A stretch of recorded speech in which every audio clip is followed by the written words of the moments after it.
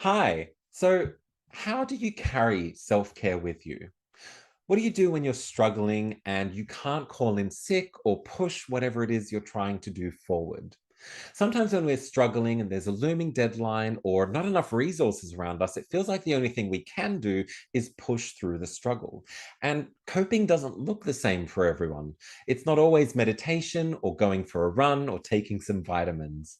Welcome to episode 9 of Brainwave52. And today we're getting short, sharp, and sharing how you can get mobile with self care.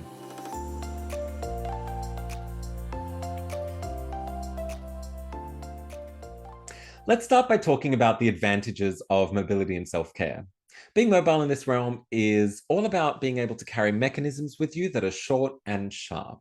It's especially helpful when you're in an environment where you might not be able to access the right space to come down from your stress cycle, or be able to tap into more time-intensive resources like professional care, or even getting a hug from a partner or a friend.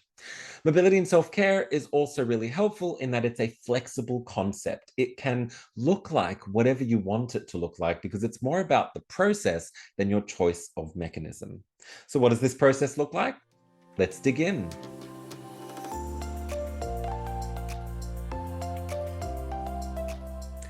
Unsurprisingly, our first step is about curios. The things we have around us in our homes, as well as being projections of who we are also anchors to what we care about. Look for things that are meaningful to you, things that are personal and that are your go-tos when times get tough. This could be an old photo album, a stuffed toy, a collection of teas, whatever it is, we're going to try and replicate the effect that it has on you in any environment you may be in. That said, we also need to think about our self-care space. Curating a self-care space is less about the physical location and more about the space that we create using more of our curios. This time we're looking for objects of familiarity. Again, could be a stuffed toy, it could be a crystal, a mug, a lamp, something that is mobile and easy enough to carry about. Now, let's put this all together.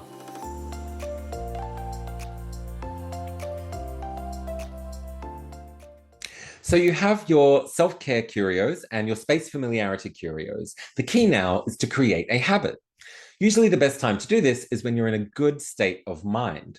Find a physical location and start by setting up your familiarity curios. You can do this in any orientation or order that you want, but remember that order because you're going to need to replicate it each time you do this.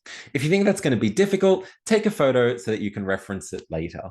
Now, indulge in your self-care curios. Brew that cup of tea, pull out that book, read a chapter, hold on to that stuffed toy, and just be in that space. Whatever it is, do it for a few minutes and then pack everything up and go about the rest of your day. Repeat this in different physical locations so that you can start to train your brain to recognize what's happening. Over time, when you encounter stress, the self-care kit should send you a signal that allows you to experience those feelings again and helps you come down from that stress cycle.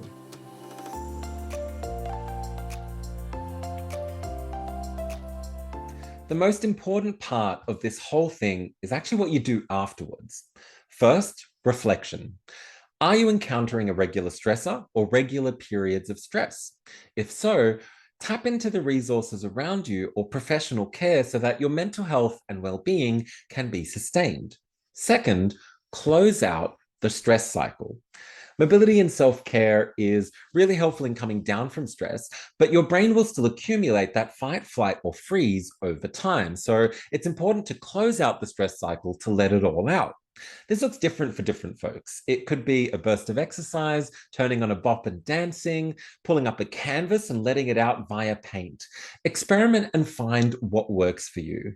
This is also the importance of reflection and active observation. Treating the symptoms of stress is never going to be as effective as understanding your stresses and how they interact with your mental mechanisms.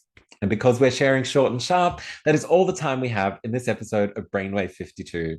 If you'd like to talk about mental health and self-care, please reach out. Otherwise, stay tuned for our next episode where we visit the other side of our Curios mind practice with abstracting. Bye.